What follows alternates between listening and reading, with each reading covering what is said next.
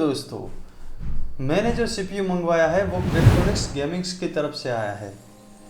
दरअसल मैं यूट्यूब पर वेनम टेक का वीडियो देख रहा था, तो उसमें क्रिप्टोनिक गेमिंग वाले वारंटी और आफ्टर सेल सर्विस के बारे में बता रहे थे।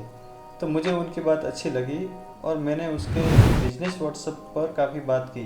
क्रिप्टोनिक्स गेमिंग वालों ने मुझे मेरा बजट पूछा और कॉन्फ़िगरेशन भेज दिया, जो कि मुझे काफ़ी ही शानदार लगा, तो मैंने सीपीयू ऑर्डर कर दिया। क्रिप्टोनिक गेमिंग वालों का व्हाट्सएप नंबर और एड्रेस मैं नीचे डिस्क्रिप्शन में डाल देता हूँ। अगर आपको भी वहाँ से पीछे लेना है तो ज़रूर कांटेक्ट कीजिए। बहुत ही शानदार लोग हैं वो, और आपके साथ बहुत ही अच्छी तरीके से बात करते हैं।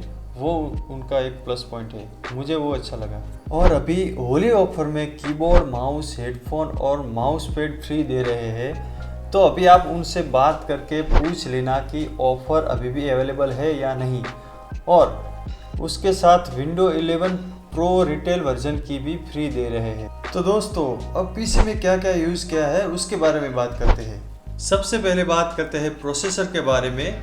तो यहाँ पर प्रोसेसर जो यूज़ किया है वो इंटेल का i5 13500 है। इस सीपीयू में 14 कोर और 20 थ्रेड्स की ताकत के साथ आने वाला काफ़ी ही शानदार सीपीयू है।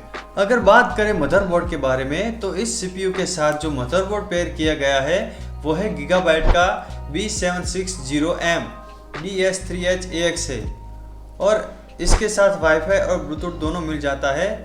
और जो मेमोरी है वो DDR5 की मेमोरी को सपोर्ट करता है।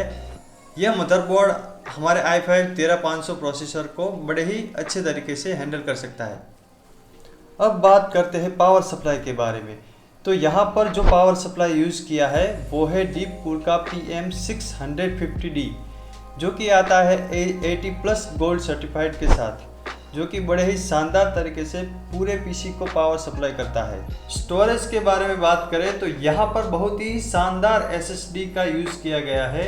WD की तरफ से आने वाली 1TB SN580 Gen 4 NVMe SSD का यूज़ किया गया है, जिसकी रीड स्पीड है 4150 Mbps।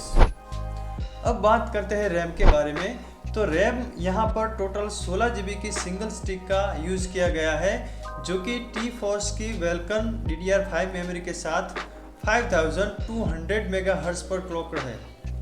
प्रोसेसर के साथ आने वाला एयर कूलर ठीक ठाक है, इसलिए यहाँ पर जो एयर कूलर का यूज़ किया है वो काफ़ी ही शानदार एयर कूलर है, जो कि आता है डीपकूल की तरफ से। उनका AK400 ब्लैक कलर वाला वर्जन आता है, जो कि काफ़ी शानदार बजट एयर कूलर है।